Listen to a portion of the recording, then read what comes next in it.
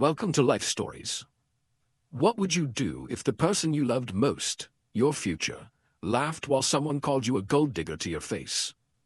Not behind closed doors, not in anger, but in a room full of crystal glasses, designer gowns, and people who never thought you belonged. This is the story of a woman who walked away from the life every girl is taught to want, and what she found when she chose herself instead. It's not just about heartbreak. It's about betrayal and silence, the power of walking alone, and the quiet kind of courage that changes everything. If you've ever had to stand up in a room where no one clapped for you, stay. This story might be exactly what you need. Let's go back to where it all began.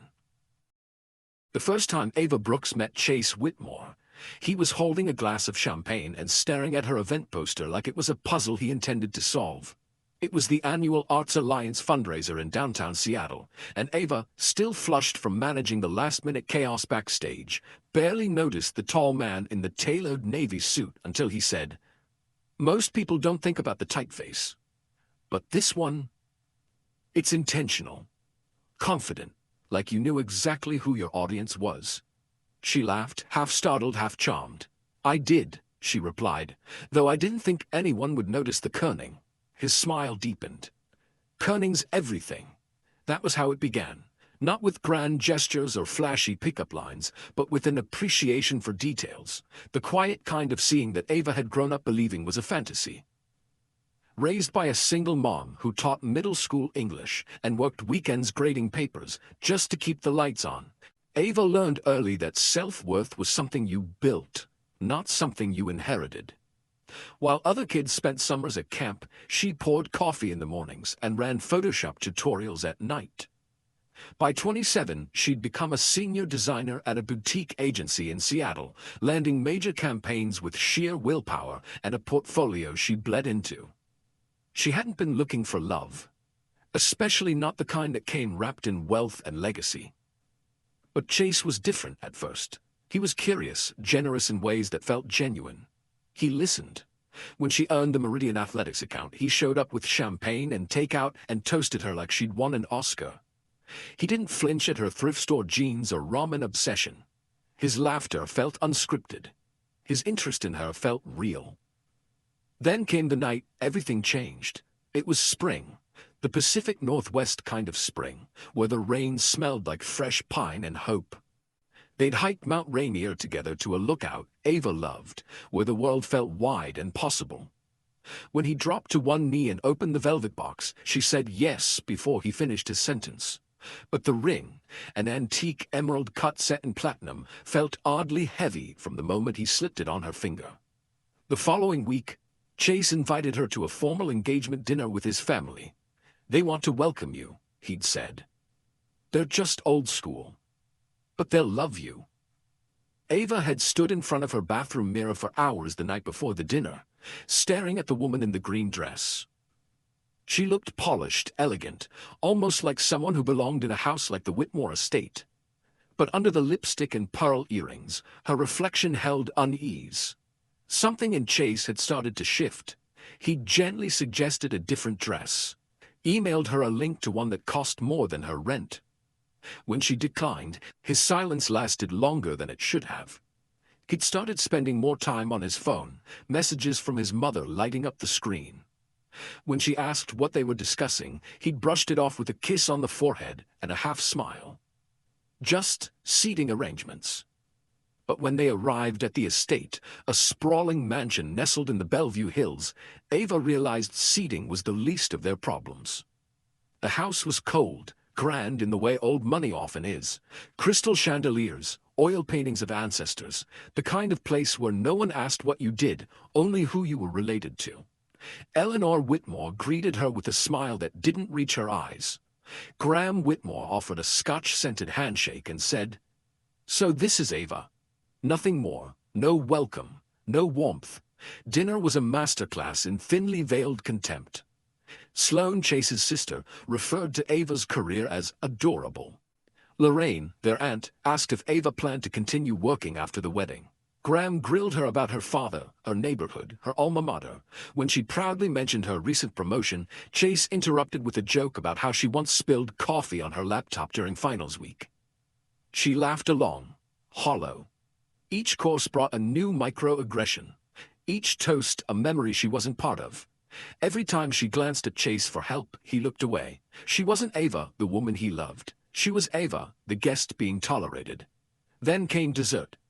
Graham raised his glass and, with a half-smirk, said, "Let's be honest. When someone from Ava's background suddenly enters our circle, questions are natural. We've spent generations building what we have. We have to protect it." The room fell silent. Ava felt the blood drain from her face. "Excuse me?" Graham leaned back, swirling his cognac. "You seem clever, driven. But that's not the same as belonging. I just want to understand, what exactly do you bring to this family besides a compelling rags-to-riches story?" Her throat closed, her chest burned, and then Chase laughed. Not a nervous chuckle, not a cough to break the tension, an actual breathy, amused laugh. "She does always order the most expensive wine," he added. The room roared with polite laughter. Glasses clinked. Conversation resumed. Ava's hands trembled in her lap, but her voice, when it came, was razor-sharp. She removed the ring. The sound it made as it touched the porcelain plate was louder than the laughter had been. A moment later, she stood. The room grew still again.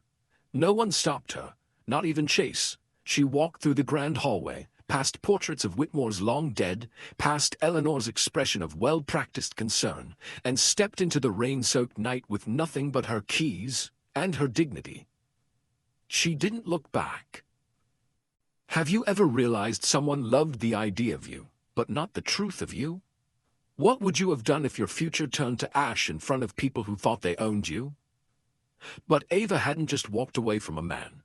She'd walked towards something far more dangerous. The woman she'd been taught to suppress. And in part 2, that woman is about to rise. The apartment felt colder than usual when Ava walked back in that night, heels in one hand, mascara smudged from rain or tears or both. She didn't turn on the lights. Instead, she stood in the entryway for a long moment, listening to the hum of her refrigerator, the echo of silence, the absence of a man she once imagined waking up next to every day for the rest of her life. She sat on the kitchen floor. That green dress, once so carefully chosen, now clung to her like a lie. Her phone lit up again.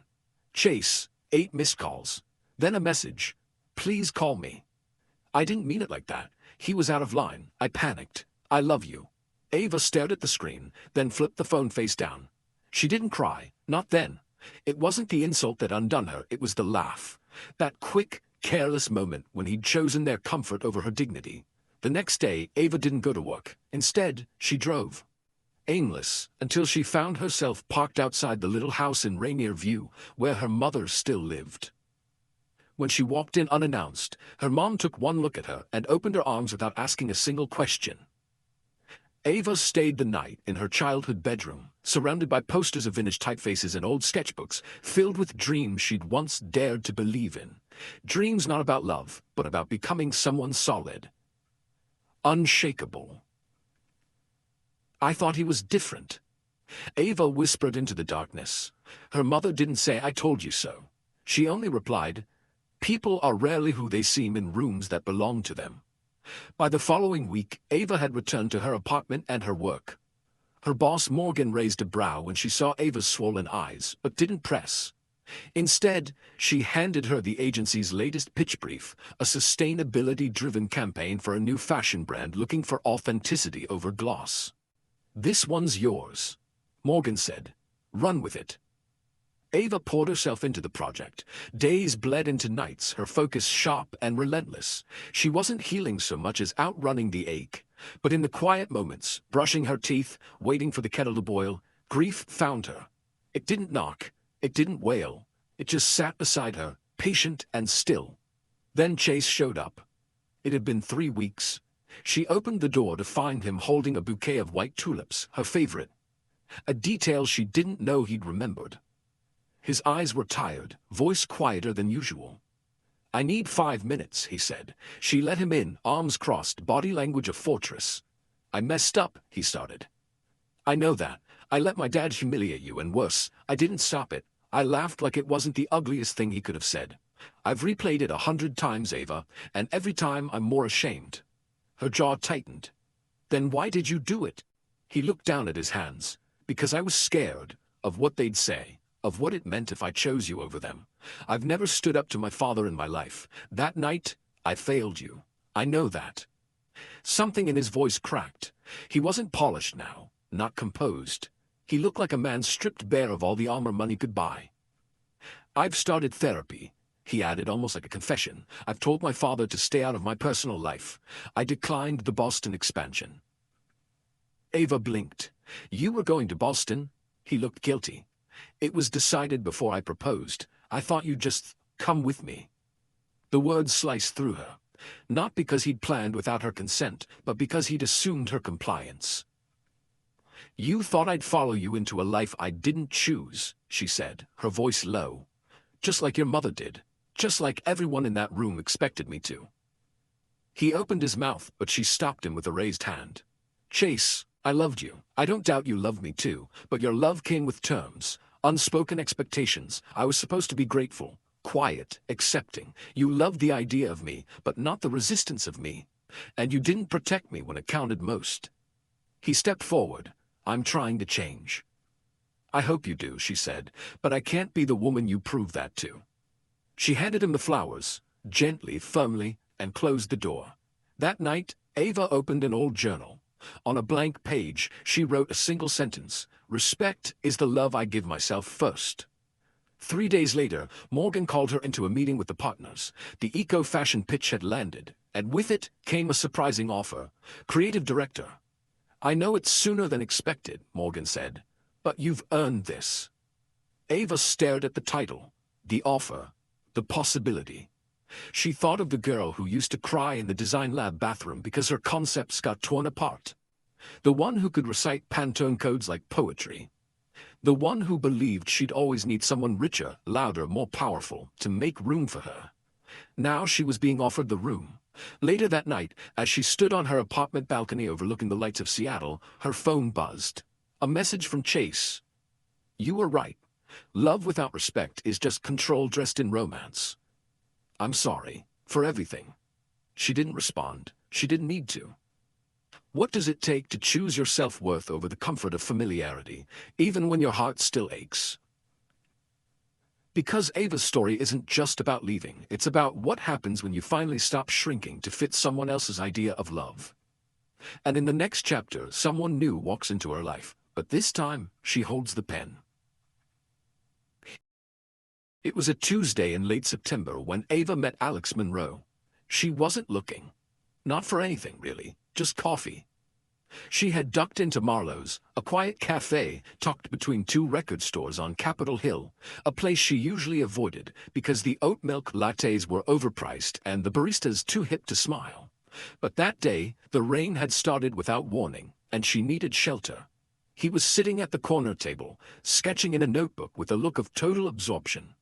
A camera case rested at his feet. Something about his quiet focus reminded her of the way she used to be, before fancy dinners and diamond rings and the kind of love that asked her to dim. She didn't expect him to look up, but he did. Their eyes met for a second too long. He smiled, and it wasn't the curated kind she'd learned to distrust. It was crooked, warm. Like he didn't have anything to prove. You look like someone who just left something important behind, he said. She blinked, startled. What makes you say that? He gestured toward her soaked coat, the cracked leather handbag, the faint edge in her voice. People only come in here in that state when they're escaping something. Ava stared at him for a moment, then laughed. Just once. It surprised her how easily it came. I guess I did, she said. A different version of my life. He nodded like he understood. They didn't talk much that first time. Just enough for her to learn he was a commercial photographer, mostly fashion work, though he spent weekends capturing people the world usually looked past. Aging jazz musicians, street vendors, mothers waiting for buses. Everyone's got a face worth remembering, he said. You just have to pay attention. That line stayed with her. Over the next few weeks, their paths crossed more than coincidence should allow. She saw him at a gallery show, then at a creative mixer her friend Jen dragged her to. Then again at Marlowe's, where he saved her favorite table without being asked. He never pushed, never invaded, just noticed. When he complimented her work, it wasn't performative, it was precise. The way you use negative space feels like you trust the viewer to breathe, he once told her. No one had ever said that, not even Chase. Still, Ava held back. Not because of Alex, but because she had promised herself. The next time, she wouldn't lose herself. She wouldn't shrink or bend or hesitate to take up space. I've been broken before, she confessed one evening, as they walked through Pike Place, a coffee cup warming her fingers. And I rebuilt. I'm not sure I have another rebuild left in me. Alex didn't flinch. Then don't offer yourself in pieces this time, he said gently. Stay whole. I'll meet you there. And so they began. Not with declarations or grand gestures, but with steadiness. He asked. She answered. He listened. She spoke. Slowly Ava let herself be seen again. Meanwhile her professional life was soaring. The boutique agency she helped launch gained traction faster than expected. Clients came not just for the design, but for the soul. Her team, diverse, passionate, fiercely collaborative, operated with a kind of creative intimacy she had never experienced before. And for the first time in years, she felt the word home, not as a location, but a state of being. Then came the invitation. A black envelope with her name in gold ink, delivered by courier. The Whitmore Wellington wedding, June 15th, Riverside Country Club. It shouldn't have shocked her, but it did. Chase had always been good at following the script once he gave up writing his own. She stared at the envelope for a long time. Not because she was hurt, but because of the ache of old versions of herself still whispering, "What if?" That night she sat on her balcony, holding the invitation like it was a relic of a religion she no longer practiced. When Alex came over, he found her quiet, distant. "Old ghosts?" he asked, settling beside her. She nodded. "He's marrying Charlotte, the one his parents always wanted." Alex didn't say anything at first. Then he asked, "Do you want to go?" She turned to him, incredulous. "Why would I?" He shrugged. "Closure, curiosity, chaos. You pick." Ava let out a long breath. "I think I want to forgive him. Not for him, for me." So she wrote a letter. She didn't send it, but she wrote it. And in it she said everything she once ached to scream. "You loved me, but not enough to protect me. And I loved you, but not enough to betray myself. That dinner saved me. Because if you'd defended me, if we'd gone through with it, I would have spent years becoming someone I wasn't, just to make it work. I don't regret leaving. I only regret that I ever thought I needed to be chosen." She folded the letter and tucked it into the back of her journal. The morning of the Whitmore wedding. She didn't think about them. She thought about the mural she was designing for a non-profit, about the espresso shot Alex had pulled her before her meeting, about how she'd spent Friday night laughing with Jen until midnight over takeout and bad reality TV. She thought about a life she had built, brick by brick, truth by truth. That evening, she stood in a gallery where one of Alex's portraits, an elderly seamstress threading a needle in fading light, had just been acquired for the city's permanent collection. People moved around her, glasses of wine in hand, soft jazz playing in the background. Ava felt someone step beside her. "She reminds me of you," Alex said quietly, pointing to the woman in the frame. Stubborn fingers. Quiet strength. Ava blinked back something that wasn't quite tears. "She's beautiful," she said. "So are you," he replied. "But it's the kind of beautiful that doesn't ask for permission anymore." She turned to face him. For the first time in a long time, she didn't feel like a story trying to be rewritten. She felt complete. And when he took her hand, she didn't flinch.